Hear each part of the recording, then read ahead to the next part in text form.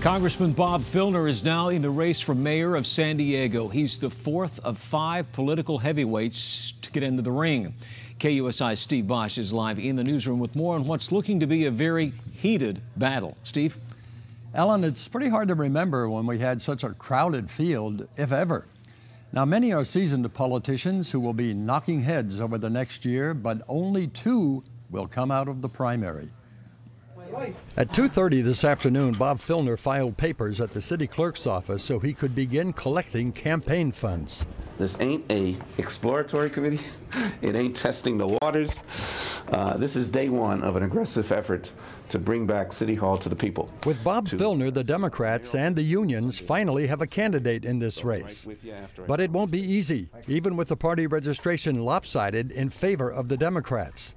Republicans have held the mayor's office in 32 of the last 40 years. I'm going to be the candidate for all the people. I have had 30 years experience at fighting against special interests for the people, and I'm going to continue to do that. And whoever is for me, that's great. Filner jumps into this race on the same day Mayor Jerry Sanders endorsed Republican Bonnie Dumanis on Good Morning San Diego. Her leadership skills are great. She's no nonsense. She's all action. She's not much talk.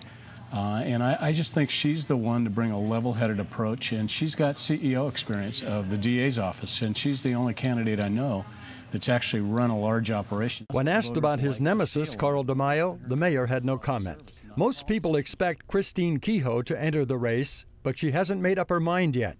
If she enters the fray, she'll have to have weapons. It is going to be a bruising battle, without a doubt. And really what the insiders are looking at right now is how quickly and how early does it become a bruising battle. Here's how one political pro sees these front runners, beginning with Carl DeMaio. The one who's fought for you, still fighting for you. The one who, when everybody else wanted to go along and get along and let these pensions go, he stood up. Nathan Fletcher, he's running on. It's a new leadership, and I have produced already, and I want to continue to produce. That's going to be his theme. Filner, there is a voter in his mid-60s that has been voting for Bob Filner for the past 30 years in different offices. So that's not party loyalty, that's brand loyalty. At an earlier event today, I had a chance to talk to Bob Filner. We're each going to do our best.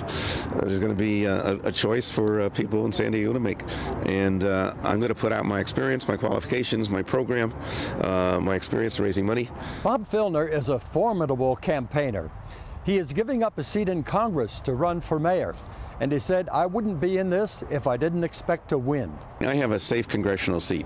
I don't give it up, a safe congressional seat, to lose another race. So we're going to, it's time, I think it's time that San Diego cleared out the politicians that have gotten us into a really tough situation, a real mess, and that we have some new and experienced leadership to move us forward. Filner says he will lay out his positions on the issues in the coming weeks. But the question is, will he lay out a detailed plan for fixing the city's problems? We have seen no plan from either Dumanis or Fletcher. The only candidate with a plan right now is Carl DeMaio. Ellen? Steve, we are exactly a year from the election. Why is raising money so important this early in the game? Well, Ellen, because it could knock out a candidate right out of this race early. When the fundraising reports come out at the end of June, if a candidate is well behind in raising money, now that candidate will not be seen as viable. So this month, it's really not about politics, it's about raising money. To be the case these days. All right, Steve, thank you for that report.